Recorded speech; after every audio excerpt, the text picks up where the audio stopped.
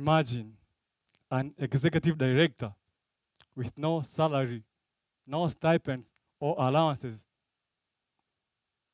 He's supposed to supervise all the organization activities, manage a team of 21 heads, attend 3 meetings per week, write a weekly report, connect over 1,000 volunteers, and fundraise to support over 400 children. At the same time, he's a university student, a president of Economic Association at the University of Dar es Salaam. He's an intern at International Farm. He's a brother of 6 siblings and 3 cousins. He's a mentor and a boyfriend of someone's daughter.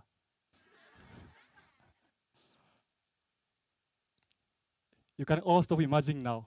That person is right in front of you.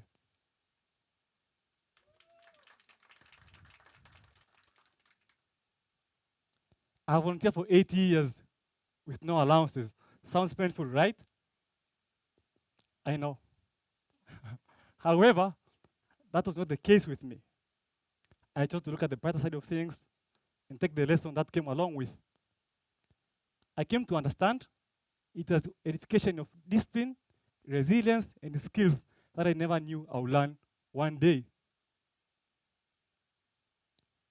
While some of my salary friends were not happy with what they were given at work, I was happy and excited to do my part. I was happy to volunteer to the vision I was invited. And that vision was helping African children to access education and health insurance. And today, I would like to share with you about my volunteering journey. 8 years ago, I got an invitation from my friend to attend a charity outreach where we donated books and other scholastic materials. I was inspired. I was inspired to keep giving back to the community. More so, I felt connected to the children I served. I didn't know that would be part of my everyday life. Then came high school. I had to be all in. I found a very small initiative that's supporting children to access education and health insurance. It was unstructured yet promising. I noted the skill gap, and I voluntarily offered my management skills. To be honest, I chose to support it from afar. You know how high school boys are, no attachment. Contrary to my expectations, a few months later I was called. Met 80 people sat in a round table. They told me, Eli, you are leaving this place, but you won't leave this mission. And from now on, you have to lead the cause. Just know that you have learned from you, and you know you're capable of doing it. With that robot sound, I was scared. To make this brief, I found myself loving the vision. I started working on it like how a full-time or well-paid artist would have performed. With the help of a few friends, we formed a team of the best ever team to work with. We didn't have resources or skills, but we came to learning and committed. I told my team it was a must to have 2 things. One was skill. It was a must to develop skill set to ensure that we are doing little stuff with great knowledge, expertise, and to match our moves with competence. The other thing was commitment. Commitment to excellence and commitment to the vision of helping African children. In 6 years down the line, we were able to increase support from 8 children to over 400 children who have access to full scholarship and health insurance. From 1 village to 6 regions of Tanzania, even opened a free community library. This is an incredible move of few youth who are all volunteers, not paid even a single penny of refunds.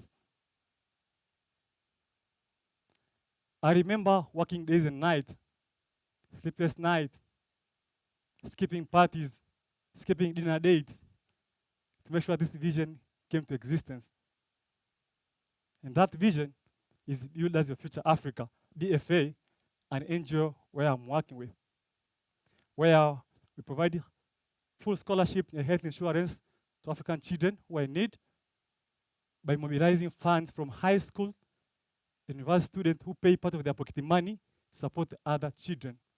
And today, I see some of my BFA members, and I'm very happy to see you here.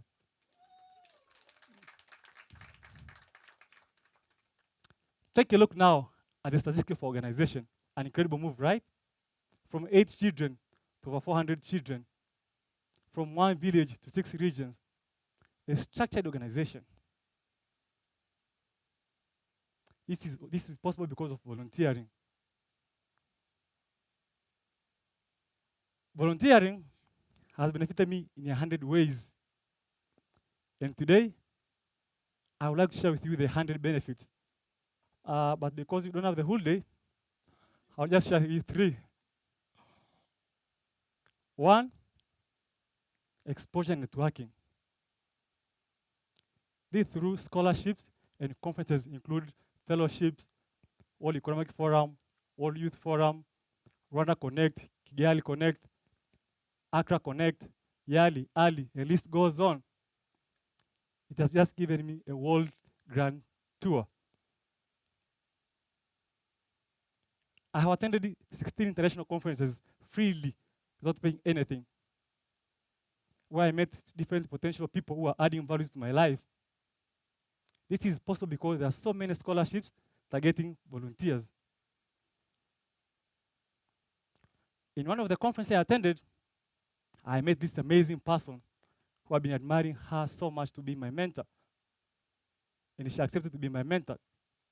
I told her about my volunteering journey, and she helped me to link the skills I got from volunteering in my career objective of being a small and medium enterprise consultant. And that led to the second benefit, valuable job skills. 4 years now, as an SME consultant, that is small, medium enterprise consultant, healing business, training NGOs, developing sustainable and impactful solutions to the community problems on behalf of my clients, and earn what I didn't earn 8 years back. This is possible because of the skills I got from volunteering. Now, I have 85% of what it takes to run an NGO. And as an outcome, this year, October, I was awarded by Tanzania Top 100 Executive as a not-for-the-profit CEO of the year, countrywide.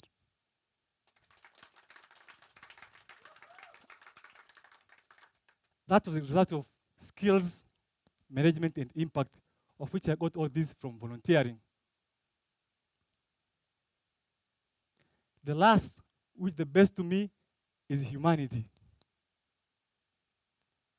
There is special feelings of satisfaction, happiness, kindness, love, and humility we get when we help people. The smiles we paint to these children, the simple word from them, asante, which means thank you. Ubarikiwe, which means be blessed, makes a lot of sense to us.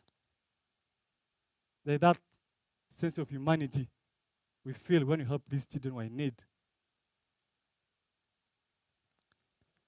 Now, looking at the bigger picture of a nation and the world at large, the spirit of volunteering is important to millennials who are subject to the ideas of capitalism and ignore the spirit of nationalism and self-reliance. Our lower-income countries still in the spirit of togetherness and giving back to the community to address the available challenges. And today's population of young people is the largest world has ever known. That is, 1 in every 3 people alive today is under the age of 30. And around 9% are living in developing countries. That is according to UN report of 2020. Our motherland, Africa, is the home of youngest population, with over 600 million of people below the age of 24 years old. The potentiality of Africa is within us, and there is no way we can separate ourselves from the current and the future prospects of Africa. Looking at the current unemployment rate, the alarming ones, we need volunteers to develop skill sets and expertise, to monetize them and form fundable, viable projects that will employ the alarming rate of unemployment.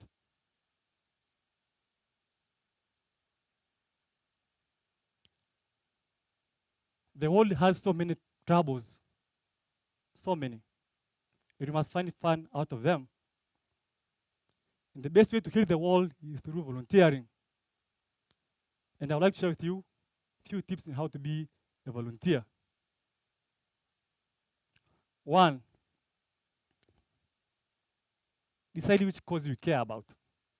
We are all human beings, right? There is something we care about. If the dinosaurs cared about the forest and they chose to spit on the water, we are human beings, we must care. It being children, being women, men, I mean women empowerment, being animals, being forest, environment, and whatsoever you care, find it. Second, decide on what skills and knowledge you are ready to offer. You have different skill sets. If you're a football coach, go to the local NGOs and teach them how to play football. Netball coach, do the same. A teacher, offer free tuition. You are a plumber, go around the local NGO and help them to fix the taps. Third, decide how often you can volunteer. I know you have a busy schedule, you have a busy life, but offering 2 hours per week won't kill you. If you're a full-time professional accountant, you're working in a bank and you cannot have 2 hours per week, you can volunteer even monthly. Just go around the local NGOs and help them to balance their books. It makes a difference.